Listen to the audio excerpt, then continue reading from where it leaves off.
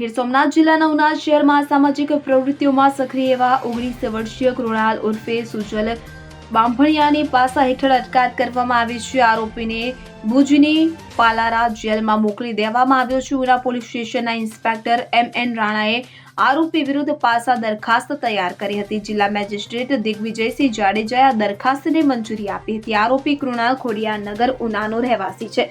તેની સામે ઉના અને અન્ય પોલીસ સ્ટેશનોમાં કુલ 10 ગુના નોંધાયેલા છે. તે પોતાના સાગરીતો સાથે મળીને છરી અને તલવાર જેવા હથિયારો સાથે લોકોને ધમકાવતો હતો.